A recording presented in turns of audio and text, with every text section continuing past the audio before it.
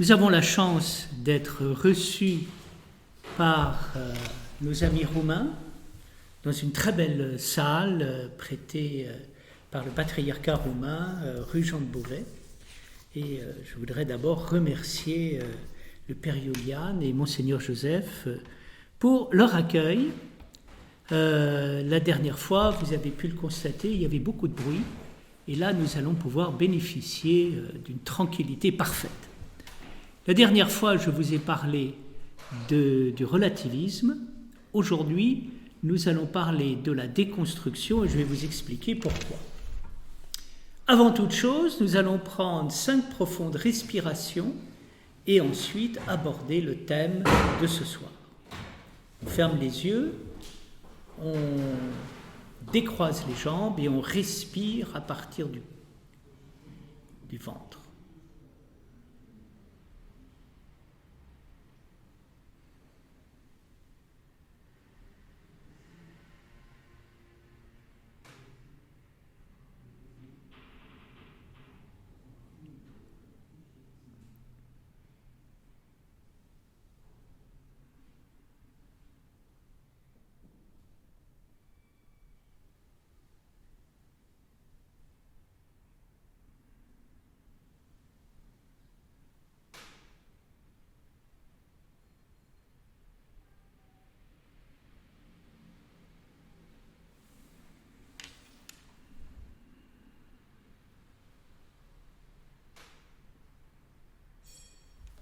Merci beaucoup.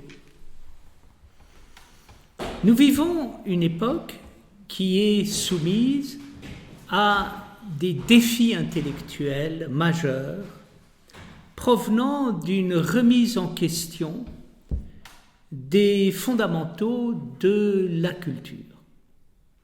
Et j'ai choisi cette année de répondre à ces défis qui sont lancés. D'abord en rappelant ce qu'ils sont, avant de voir leurs vertus, mais aussi leurs limites. Le premier défi, nous l'avons vu la semaine dernière, est constitué par le relativisme. Le relativisme est cette manière de penser qui revient à douter de tout et à montrer que on ne peut pas s'appuyer sur quoi que ce soit d'absolu.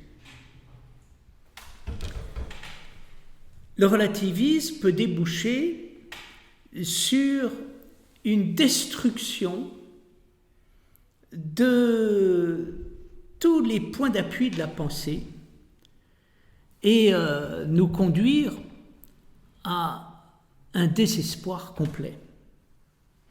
Mais le relativisme est aussi ce qui renvoie à la notion de relation. Et lorsqu'on étudie la notion de relation, on s'aperçoit qu'elle s'inscrit dans une dynamique entre l'absolu et la relation. C'est-à-dire que le relativisme bien compris n'est pas ce qui évacue l'absolu, mais c'est ce qui le vit d'une manière dynamique. L'absolu n'est pas relié à rien. Et le relatif n'est pas non plus relié à rien. Rien n'est relié à rien. C'est ce qui fait que tout est à la fois absolu et relatif. C'est, au fond, Aristote qui a le mieux parlé de la relation entre l'absolu et le relatif, en montrant que si il n'y a pas de réalité concrète sans cause, il n'y a pas de cause sans réalité concrète. S'il n'y a pas d'existence sans être, il n'y a pas d'existant, il n'y a pas d'être sans existence. L'existence existe parce que quelque chose l'a fait exister, ce qu'on appelle la cause, le principe premier. Et le principe premier est le principe premier parce qu'il fait exister quelque chose. Dans la tradition chrétienne, cette relation entre l'absolu et le relatif, eh bien, elle est incarnée par le Christ, le Dieu vivant, qui est à la fois transcendant et immanent et qui met en relation le transcendant avec l'immanent et l'immanent avec le transcendant. Le divin, le céleste avec le terrestre avec le céleste. Et l'on voit comment la vision en Christ permet de surmonter les obstacles que pose la question de la relation entre l'absolu et le relatif, à travers l'expérience du Christ qui est simultanément une expérience divine et en même temps une expérience incarnée. Elle est incarnée parce qu'elle est divine parce qu'elle est incarnée. Et donc, elle lie ensemble toujours l'absolu et le relatif et l'absolu. Dans l'expérience concrète, le Christ, c'est celui que l'on rencontre dans l'expérience du regard créateur. Quand on est dans le regard créateur, on pratique la relation entre l'absolu et le relatif et l'absolu. Aujourd'hui, je voudrais continuer notre enquête en abordant la question de la déconstruction. La question de la déconstruction est une autre façon d'aborder l'aspect critique de la postmodernité dans laquelle nous vivons. Si le relativisme critique l'absolu, la déconstruction critique l'idéal. Cette critique de l'idéal consiste à démystifier celui-ci en montrant ce qu'il y a derrière lui, afin de pouvoir réhabiliter la notion d'existence, de réalité concrète, du monde d'ici-bas, du terrestre du terrestre qui est libéré du céleste. Et donc, c'est cette relation à l'idéal qu'il nous faut visiter ce soir, en rappelant d'abord ce qu'elle signifie, comment elle s'est développée, en montrant ensuite ses limites, et ensuite en faisant apercevoir bien la réponse que l'on peut apporter à la question de l'idéal. Qu'est-ce que c'est que l'idéal ? L'idéal, c'est ce qui renvoie à une réalité pure, purement intellectuelle et parfaite. Dans la tradition métaphysique occidentale, la pensée métaphysique a développé une vision du monde reposant sur l'idéal. Au commencement, l'idéal transcendant, communiquant avec le monde terrestre à travers un idéal humain et établissant une relation d'idéal à idéal.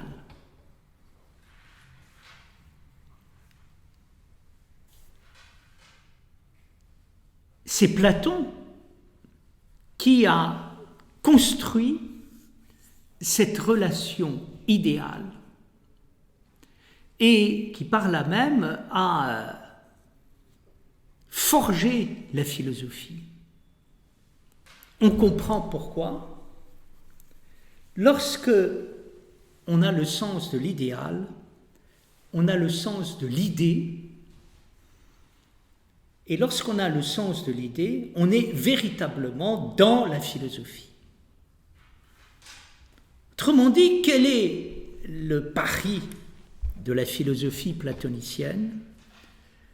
Ce pari consiste à montrer que le monde existe parce qu'il est gouverné par une réalité parfaite, totalement intelligente, qui se relie au monde par la perfection des choses et des êtres et leur intelligence.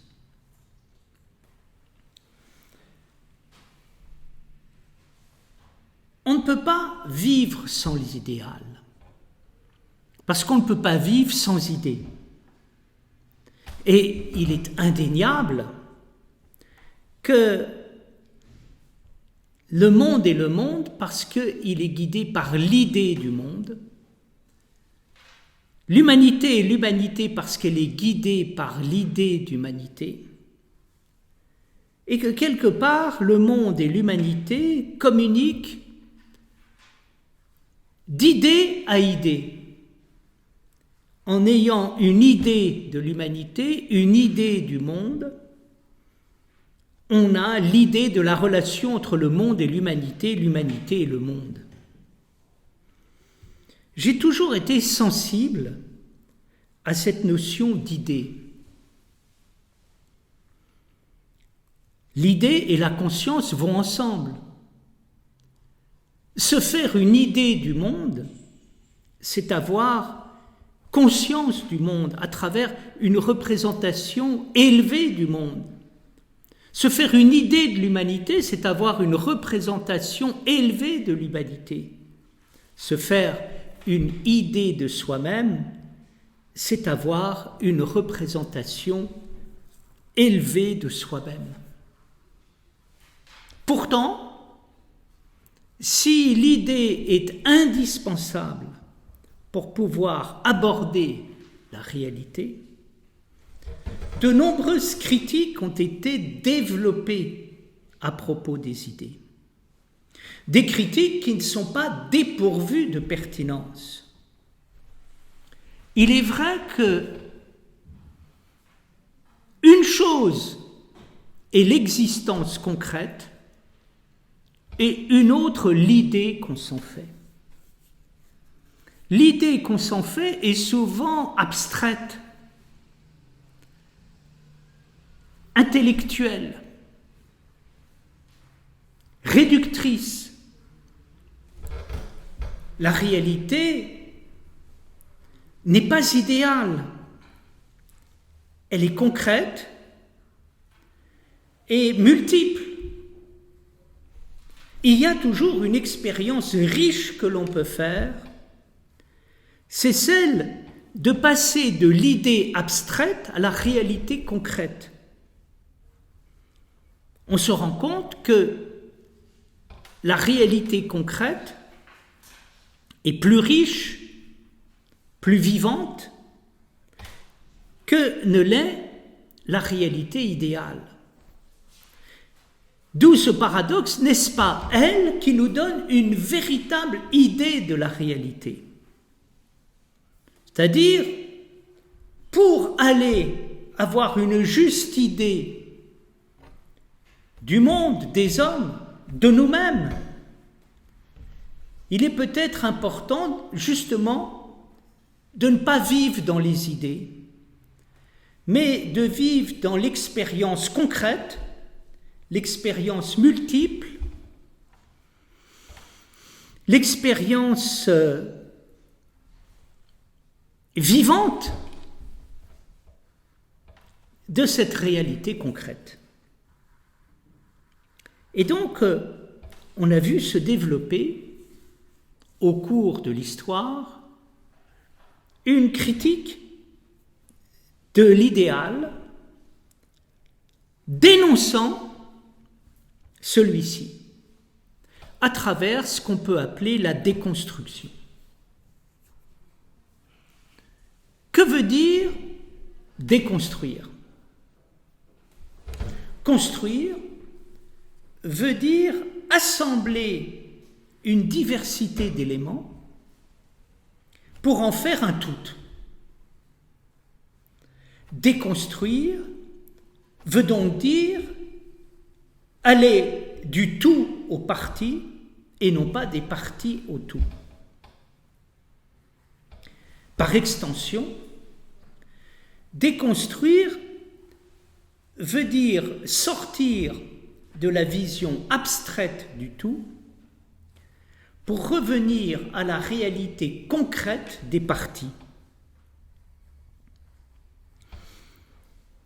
En philosophie, il est toujours riche de déconstruire, c'est-à-dire de faire apercevoir toute la richesse, toute la complexité aussi, toute la vie, des éléments qui forment des réalités que l'on pense totales. Et donc, c'est là rentrer dans la richesse des choses. Quand on a une idée du tout, on a une idée. Mais on n'a qu'une idée. On est dans l'abstraction. Quand on est dans l'expérience, on n'a pas forcément une idée du tout. Mais c'est ce qui fait qu'on est dans la justesse. Une chose est de savoir à propos de la réalité, mais d'avoir un savoir qui est abstrait, décalé, quelque part faux, et une autre est de savoir au sens concret, qui consiste à ne pas savoir forcément, mais à vivre la richesse. Qu'est-ce qui nous enrichit? Ce qui nous enrichit, ce n'est pas ce qui réduit la réalité à une idée abstraite et idéale, mais c'est ce qui montre sa richesse et sa complexité. Je crois que, au départ, c'est ce que signifie la déconstruction. La déconstruction, c'est quelque chose que nous pratiquons tous à chaque fois que nous allons de l'idée à la réalité concrète. Historiquement parlant, la déconstruction a épousé l'histoire de la philosophie moderne. Je crois qu'à l'origine de la déconstruction dans la philosophie moderne, on a affaire à l'empirisme anglo-saxon du XVIIIe siècle. Au XVIIIe siècle, Hume montre que la notion de cause qui sert à penser métaphysiquement et scientifiquement la réalité concrète est une pure abstraction. La métaphysique repose sur l'idée qu'il y a une cause première qui s'appelle Dieu, et elle développe une science qui entend faire apercevoir les causes des choses. Résultat, on a un savoir de la réalité quand on peut tout organiser à partir de la cause première, mais aussi des causes particulières. Or, qu'est-ce que montre Hume? Hume montre que la cause réside dans notre esprit, derrière notre esprit, dans notre manière de fabriquer une certaine explication de la réalité à partir de ce que nous avons vécu personnellement et socialement. C'est-à-dire que la cause est souvent toujours un montage qui explique les choses par rapport à nous, mais non par rapport à elle-même. Et donc, qu'est-ce que fait Hume? Il revient à la réalité de l'expérience et montre que ce qui permet d'élaborer un savoir, ce n'est pas l'idée abstraite de la cause, mais c'est la réalité concrète de notre expérience tant individuelle que collective. À la suite de Hume, au XIXe siècle, Nietzsche reprend sous une autre forme la déconstruction, en montrant que la philosophie a perdu le fil de la philosophie parce qu'elle s'est pensée à travers des abstractions comme la conscience, la morale ou bien encore l'être et Dieu. Qu'est-ce qui fait la réalité de la vie humaine? Ce ne sont pas des principes abstraits comme la conscience, la morale ou Dieu, mais la réalité vivante qui va au-delà de la conscience, au-delà de la morale, au-delà de l'être et de Dieu. On ne peut pas enfermer la vie, il ne faut pas enfermer la vie. On enferme la vie à chaque fois qu'on prétend la réduire à la conscience que l'on a, à chaque fois qu'on entend la moraliser, à chaque fois qu'on entend également l'ontologiser, c'est-à-dire la ramener à un être premier, censé expliquer ce qu'elle est. Nietzsche remet en question radicalement la notion même d'explication, en montrant que dans la réalité des choses, il n'y a pas d'explication à partir de réalités abstraites, mais il y a au contraire un dépassement de l'explication par l'énergie propre de l'existence. Heidegger, au XXe siècle, reprend l'idée de Nietzsche pour l'approfondir et l'appliquer à la philosophie elle-même. La philosophie s'est proposée d'être un vaste système permettant d'embrasser la totalité de la réalité. Ce système a développé ce que Heidegger appelle une ontothéologie.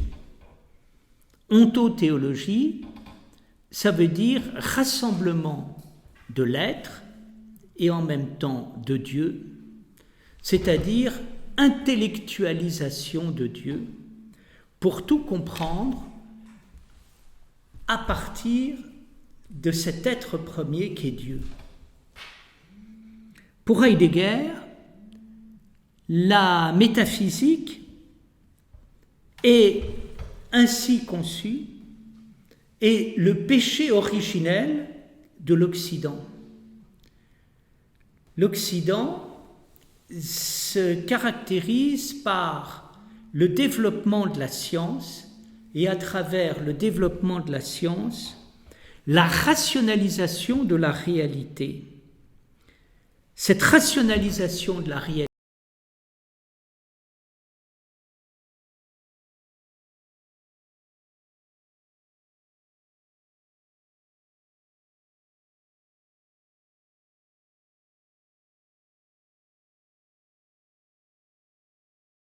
la création d'un système qui est résumé par le principe de raison selon Leibniz et qui s'énonce ainsi: rien n'est sans raison. Tout a une raison, tout s'explique, tout est rationnel.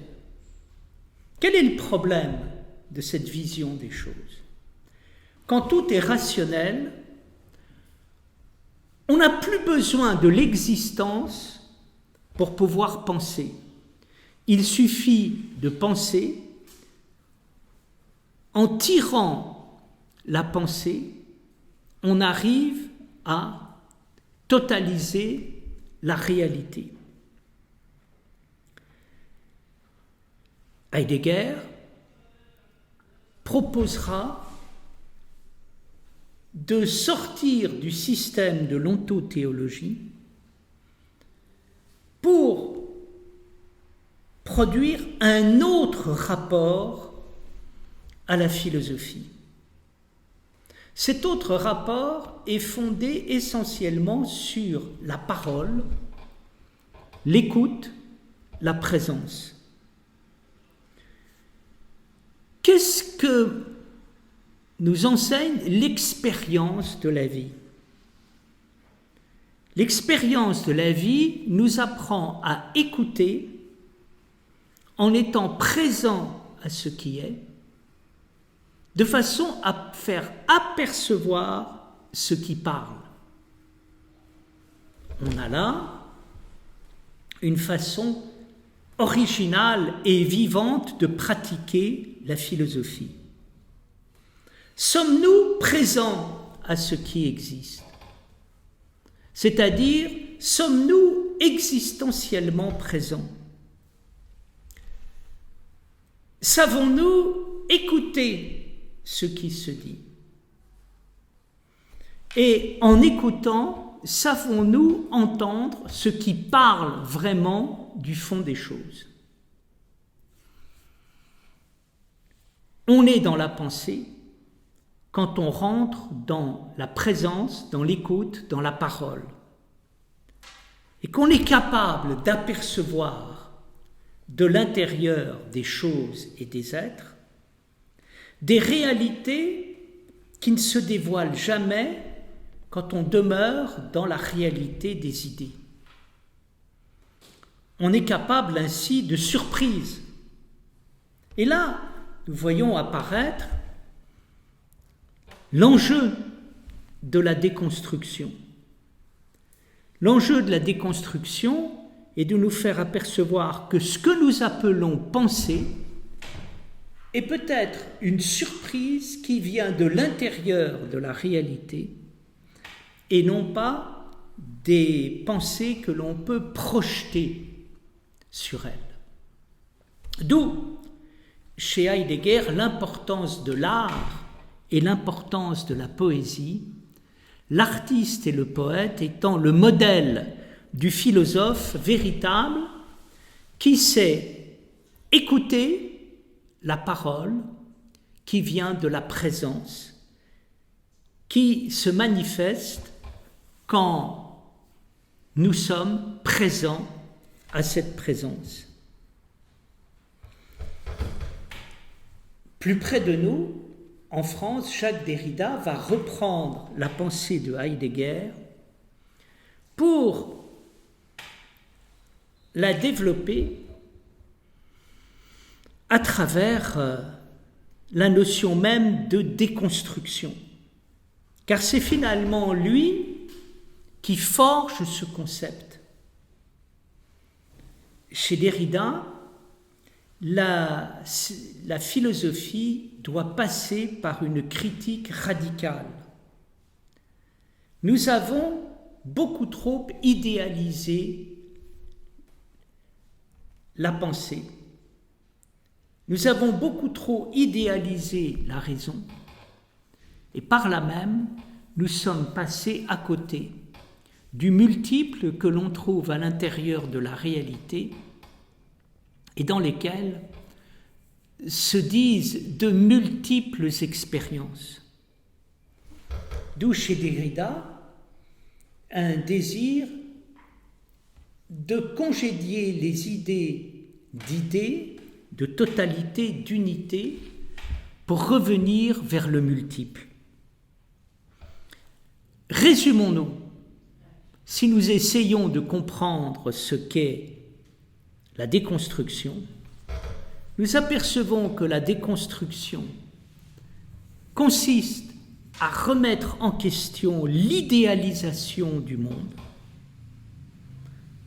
en critiquant la notion de cause, en critiquant les grands idéaux par lesquels on a essayé de penser la réalité, à savoir la conscience, la morale et l'être.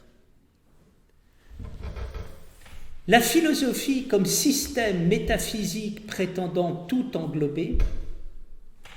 Et enfin, ce que Derrida appelle la tyrannie du logos, déformant et occultant la richesse multiple de la réalité. Pour comprendre la déconstruction, il faut bien évidemment passer par son ancrage métaphysique et philosophique. Mais il convient d'aller au-delà. Aujourd'hui, quand il est question de déconstruction, la question n'est pas métaphysique et philosophique, la question est politique. La déconstruction aujourd'hui en politique, c'est ce qui se sert de la déconstruction philosophique à travers, d'une part, la déconstruction du politique lui-même, le féminisme, la théorie du genre et l'écologie.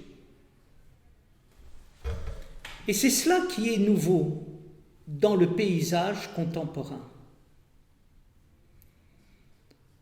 La déconstruction, c'est politiser. Et en se politisant, elle a pris un visage radical et polémique, qui pose problème. Pourquoi ?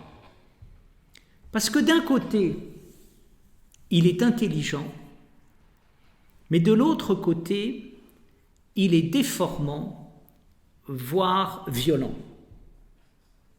Premièrement, en politique, la politisation de la déconstruction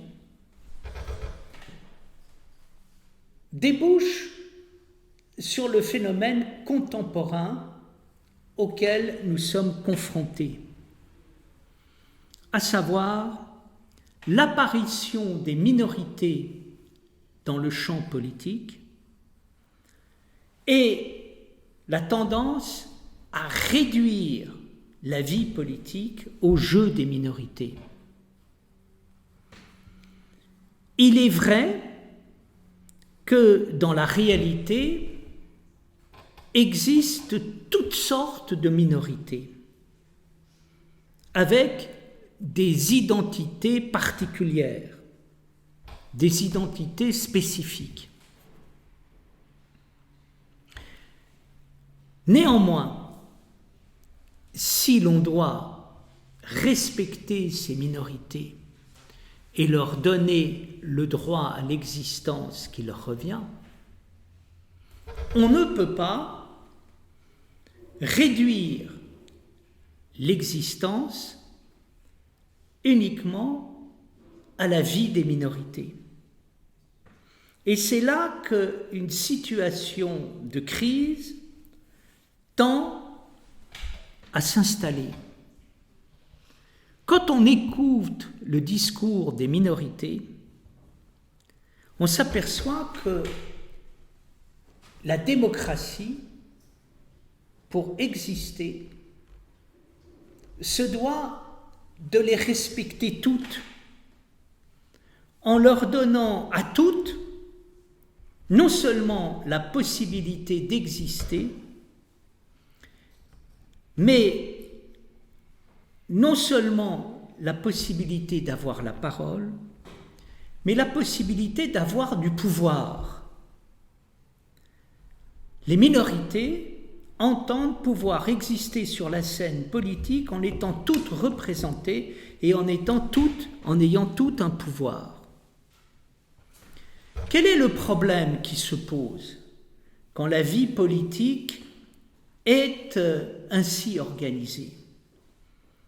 Eh bien, on arrive à la destruction de ce que les minorités souhaitent voir advenir. Les minorités souhaitent pouvoir exister, s'exprimer et avoir du pouvoir. Mais quand toutes les minorités s'expriment, quand toutes existent, toutes peuvent s'exprimer et toutes ont du pouvoir, il n'y a plus de pouvoir possible. C'est un peu ce qui est arrivé en Espagne dernièrement et qui a conduit l'Espagne là où elle en est aujourd'hui, à savoir l'incapacité de former un gouvernement. Les Espagnols, mus par un esprit démocratique inspiré par la déconstruction, ont donné énormément de droits à une multiplicité de minorités. Résultat, il existe une incapacité de pouvoir s'unir autour d'une personne afin de lui confier le pouvoir, parce que toutes les minorités se disputent entre elles. Résultat, on arrive à une destruction du pouvoir au nom de la reconnaissance. Et ce paradoxe se retrouve dans la revendication politique des minorités. La caractéristique des minorités consiste à vouloir affirmer leur spécificité, leur différence, et pour cela, à ne pas supporter qu'on leur impose une identité et qu'on les enferme dans celle-ci. En même temps, les minorités ne cessent de réclamer la reconnaissance de leur identité et s'avèrent être ultra-identitaires. D'où le paradoxe des minorités, à la fois de ne pas supporter l'identité et en même temps d'être ultra-identitaires. Ce paradoxe est le même que celui du pouvoir. Les minorités ne supportent pas qu'on leur impose un pouvoir, mais désirent toutes avoir un pouvoir. Résultat, on se retrouve dans une crise de la culture, tant sur le plan du pouvoir que de l'identité. Comme tout le monde réclame du pouvoir et que tout le monde refuse le pouvoir, bien, on est condamné à l'impuissance. Comme tout le monde réclame une identité, mais comme tout le monde refuse l'identité, eh bien, on est condamné à l'obscurité. Autrement dit, le problème posé par la déconstruction renvoie tout simplement à la paralysie dans laquelle se trouve aujourd'hui la vie politique dans le monde occidental, du fait de la montée des minorités qui se construisent grâce à la déconstruction, on assiste à une paralysie de la démocratie qui n'est plus capable de définir, de mettre en place un pouvoir et de définir ce qu'est une identité. Ce même problème se retrouve avec le féminisme. Il s'avère que le féminisme, lui aussi, a embrassé la théorie de la déconstruction.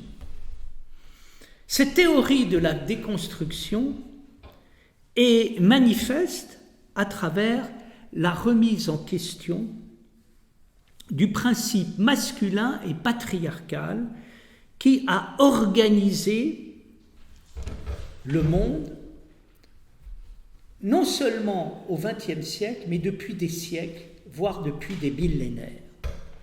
Le projet des féministes radicales est ambitieux.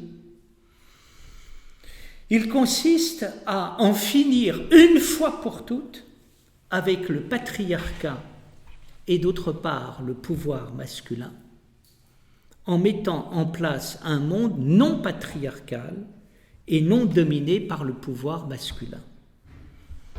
Sur le plan du féminisme, on retrouve le même problème qu'avec la question des minorités. Pour les féministes, qui dit patriarcat, qui dit pouvoir masculin, dit pouvoir. Et donc, on est amené à penser que le féminisme radical ne veut plus entendre parler de pouvoir. Or, quel est le problème ?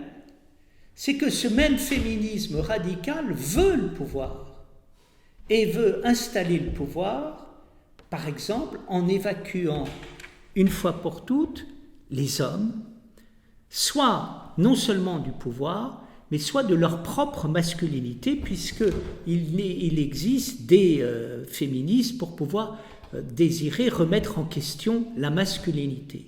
Bien évidemment, toutes les féministes ne sont pas d'accord avec cette radicalité, il n'empêche qu'elle existe et il n'empêche qu'elle montre ici les problèmes que pose la déconstruction. Le problème que pose la déconstruction, c'est la difficulté qu'il y a de passer de la déconstruction en théorie à la déconstruction en pratique. Quand je pratique la déconstruction en théorie, que se passe-t-il ? Bien, grâce à l'analyse critique, je découvre qu'à peser sur la condition féminine, le dur pouvoir des hommes et du patriarcat. Et donc, je désire m'en libérer. Et donc, je désire me libérer de ce qui va avec le patriarcat et le pouvoir masculin, c'est-à-dire le pouvoir. Le problème, c'est que pour se libérer du pouvoir, eh bien, ce même féminisme se pense en termes du pouvoir. Ce qui fait que, quelque part, on n'arrive pas à sortir du pouvoir.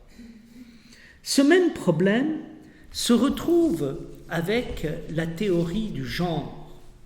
La théorie du genre consiste à expliquer que si le monde a été dominé par le pouvoir patriarcal, le monde a été dominé par l'idéologie de la différence sexuée entre l'homme et la femme. C'est Françoise Héritier qui a expliqué la vision du monde que l'on trouve derrière la théorie du genre. Une vision du monde qui fait beaucoup penser à celle que Diderot développe dans le supplément au voyage de Bougainville. Au commencement était ce qu'on peut appeler le communisme sexuel, qui fait qu'il n'y avait pas de différence entre homosexuels et hétérosexuels, puisque tout le monde était homosexuel et hétérosexuel. Jusqu'au moment où une classe d'accapareurs a pris le pouvoir et a imposé la différence entre les hommes et les femmes pour que les femmes fabriquent des hommes dans l'intérêt des hommes eux-mêmes. C'est un petit peu le même schéma que l'on trouve dans le Capital de Marx, mais qui est transposé sur le plan de la sexualité. Chez Marx, au commencement se trouve le communisme, jusqu'au moment où les capitalistes apparaissent sous la forme d'une classe d'accapareurs qui confisquent les richesses pour eux en exploitant une partie de la population afin de pouvoir produire leur propre richesse. Même chose sur le plan sexuel. Au commencement, il y a l'indifférenciation entre les hommes et les femmes, et entre les homosexuels et les hétérosexuels, jusqu'au moment où une classe d'accapareurs masculins veut le pouvoir pour elle et met les femmes à contribution afin qu'elles aient des fils et produisent des hommes pour le pouvoir masculin. Avec cette vision des choses, on retrouve quoi ? Bien, on retrouve une fois encore la mécanique du pouvoir. Lorsqu'en effet, la théorie du genre remet en question le pouvoir masculin et, d'autre part, le pouvoir de la différence sexuée liée au pouvoir masculin, que fait-elle ? En théorie, elle veut éliminer tout pouvoir afin de revenir à cette situation primitive où tout pouvait se faire, tout pouvait se partager parce que l'on vivait un communisme sexuel. Le problème, c'est que aujourd'hui, quand la théorie du genre se développe, elle impose par le pouvoir l'indifférence sexuée. Cela se voit dans la volonté aujourd'hui dans la société de proposer une éducation au genre, une propagande pour le genre, afin de mettre en place un système qui permet de penser radicalement autrement. Ce qui est tout à fait singulier dans cette théorie du genre, c'est que le problème fondamental est celui de la pensée. La théorie du genre entend modifier la pensée, et pour modifier la pensée, elle entend conditionner les esprits par la propagande, l'éducation forcée au genre, afin que l'on puisse bien penser. Cela fait penser au paradoxe que l'on trouve dans les mouvements de libération. Les mouvements de libération ont souvent expliqué que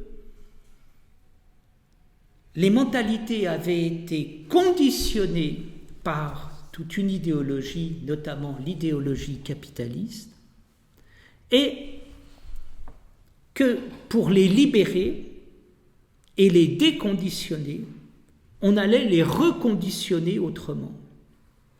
Bien, dans la théorie du genre, c'est un peu la même chose à laquelle on a affaire.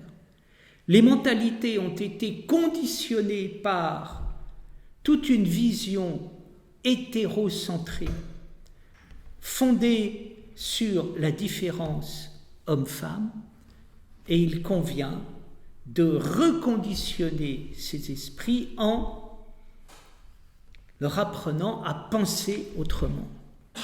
On ne peut pas à la fois refuser tout conditionnement et en même temps vouloir conditionner. Ou on conditionne, ou on refuse tout conditionnement. Mais on ne peut pas refuser tout conditionnement pour reconditionner autrement. Ce dernier point est lié enfin avec la question que l'on trouve dans l'écologie. L'écologie est elle aussi fondée sur la déconstruction, et notamment sur la déconstruction du principe humaniste qui se trouve à la base de la violence qui a été commise contre la nature. Pour l'écologie radicale, l'homme est responsable de la dévastation dont la nature est aujourd'hui la victime. Et donc, si on veut pouvoir libérer la nature, il convient de se débarrasser du principe humaniste.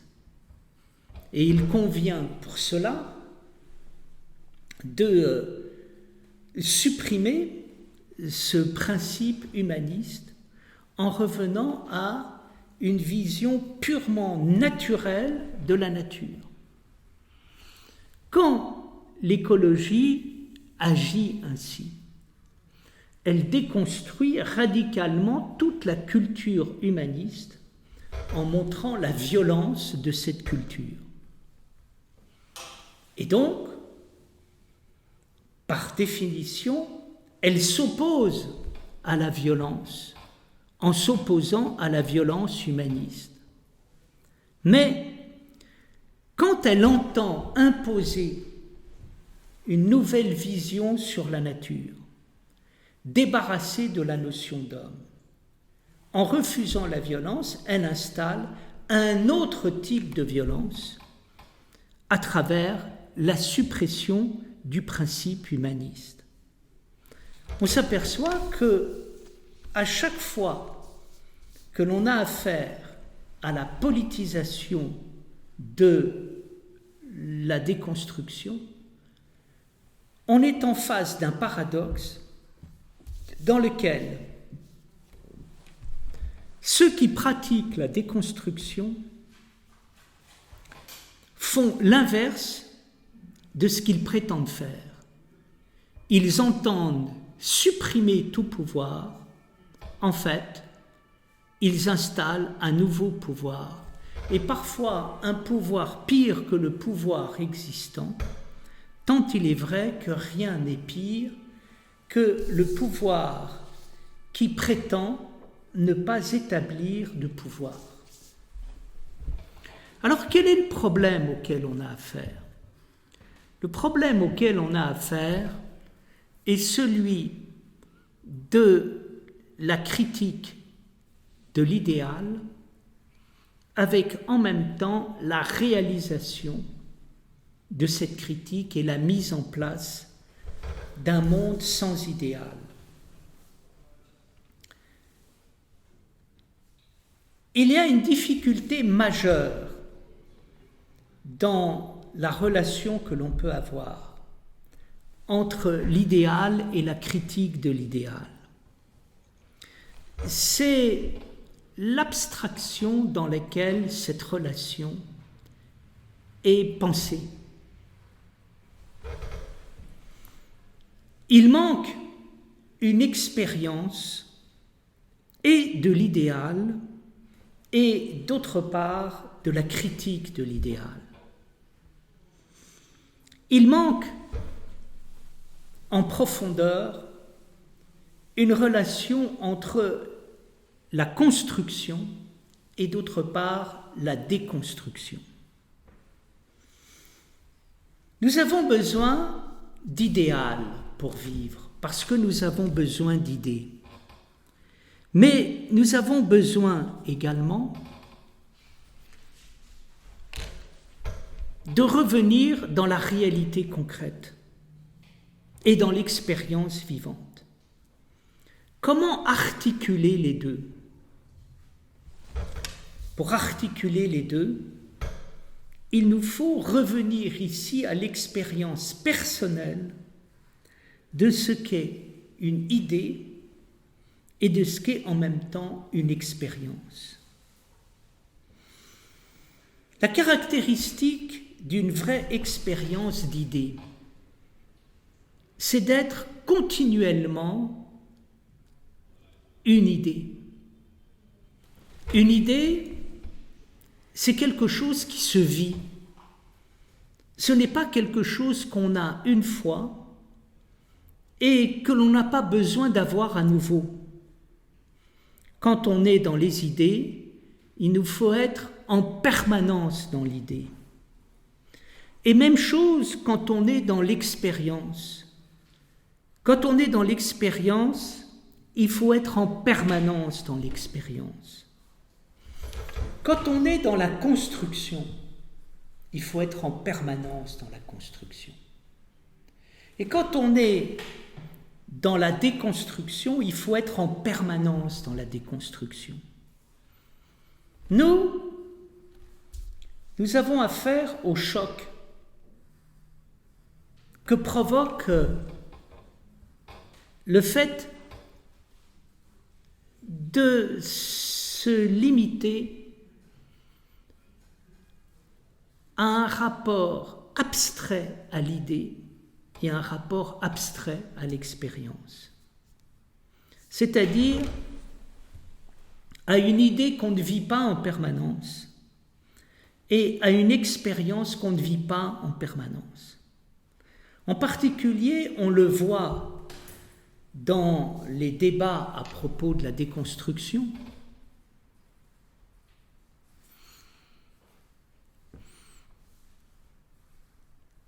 La manière dont on parle de la déconstruction est idéologique. Elle ne consiste pas à vivre cette déconstruction, mais à en faire un principe auquel on est sommé d'obéir. On sort de cette abstraction et de cette violence, on sort de cette dictature en revenant à l'expérience vivante de l'existence dans laquelle l'idée et l'expérience avancent toujours ensemble. Plus j'ai une idée que je vis, plus cette idée n'est pas simplement une idée mais une expérience. Et plus j'ai l'expérience de mon expérience en vivant celle-ci, plus j'en ai une idée. C'est-à-dire que dans la réalité concrète, il n'y a pas d'opposition entre l'idée et l'expérience. L'idée est une grande expérience et l'expérience est une grande idée. Et à l'intérieur de la vie, l'idée et l'expérience se réconcilient. Dans les évangiles, c'est ce que le Christ montre lorsque il s'adresse aux scribes, aux pharisiens et aux docteurs de la loi.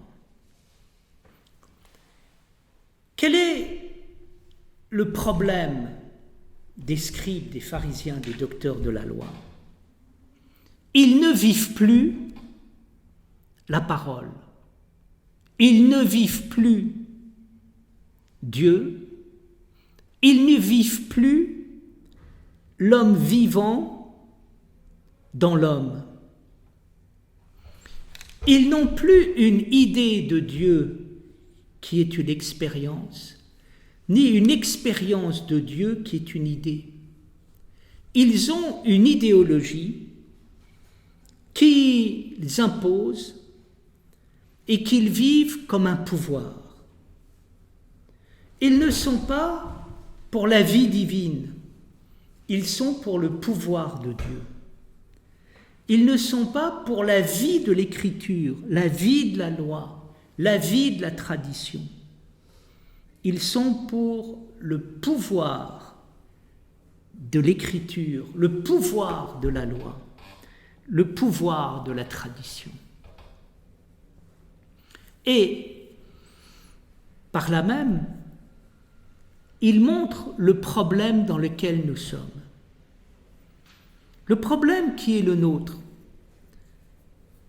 est produit par l'absence d'expérience profonde de l'idée et de l'expérience dans lesquelles nous sommes. Comme nous sommes sans expérience de l'idée et de l'expérience, qu'est-ce qui se passe? Faute de véritable expérience, au lieu d'avoir une idée, nous idéalisons. Et au lieu d'avoir une expérience, nous déconstruisons. Résultat, nous créons un conflit entre l'idéalisme d'un côté, la métaphysique, et de l'autre, la déconstruction. Et on tourne en rond à l'intérieur de cette opposition. Cela se voit bien dans la philosophie, où on oppose la philosophie classique idéaliste à la philosophie moderne qui déconstruit. Hier, il était bien d'être pour l'idéalisme qui construit, contre la déconstruction. Aujourd'hui, il est bien d'être pour la déconstruction et contre l'idéalisme. Dans tous les cas, on est dans l'idéologie d'un pouvoir conservateur ou l'idéologie d'un pouvoir anticonservateur. On se bat au niveau politique sans arriver à une issue et à un quelconque progrès. Pourquoi ? Parce que on ne vit pas ni l'idée ni l'expérience. Et je crois que ce qui fait la haute connaissance que donne le Christ dans les évangiles, c'est de revenir à cette vie de l'idée et de l'expérience qui permet d'avoir un véritable sens de l'écriture, un véritable sens de la loi, un véritable sens de la tradition. Qu'est-ce qui est nouveau dans la manière dont le Christ apprend à lire ? Ce qui est nouveau, c'est la question qu'il pose. Il la pose à son peuple, il la pose à son époque, il nous la pose. Avons-nous une idée de ce que c'est que l'écriture ? Avons-nous une idée de ce que c'est que la loi ? Avons-nous une idée de ce que c'est que la tradition ? Avons-nous une expérience de l'écriture ? Avons-nous une expérience de la loi ? Avons-nous une expérience de la tradition ? Nous parlons sans expérience, nous parlons sans idée parce que nous parlons sans vivre. Et donc, nous comprenons ici la parole du Christ quand il dit « Je suis la vie et je suis la voie ». Je suis la vie, la voie et la vérité. Pourquoi ? Parce que la vie, la voie et la vérité se trouvent dans le fait de vivre à la fois l'idée et l'expérience pour déboucher sur ce qu'on pourrait appeler une idée inouïe, une idée inédite de l'écriture, une idée inédite de la loi, une idée inédite de la tradition. La caractéristique de la vie en Christ, nous l'avons à la fin de l'Apocalypse où tout va vers la nouveauté. Tout va vers la nouveauté, ça veut dire quoi ? Le monde n'a pas été encore créé. L'humanité n'existe pas encore. Tout ce qui est appelé, tout ce qui vit, est appelé à vivre et ne vit pas encore. Et donc, il s'agit de naître à nouveau en sortant du vieil homme pour aller vers le nouvel homme, c'est-à-dire celui qui voit tout sous l'angle de la nouveauté. Tout ce qui est dit dans l'Écriture est d'une nouveauté extraordinaire. Tout ce qui est dit dans la loi est d'une nouveauté extraordinaire. Tout ce qui est dit dans la tradition est d'une nouveauté extraordinaire. Et ça veut dire quoi ? Bien, c'est quelque chose qui est autant déconstructeur que constructeur. C'est déconstructeur, pourquoi ? Parce que ça déconstruit totalement ce qu'on appelle le péché, c'est-à-dire la manière que l'on a de rater la cible des choses parce qu'on ne les vit pas. Et d'autre part, c'est constructif. Pourquoi ? Parce que en sortant de péché qui consiste à ne pas vivre les choses, découvrant la vie qui permet d'avoir une juste idée de l'écriture, de la loi et d'autre part de la tradition, eh bien, on rentre dans ce qu'on pourrait appeler la liturgie céleste. Voici ce que je voulais vous dire, chers amis, je vous remercie.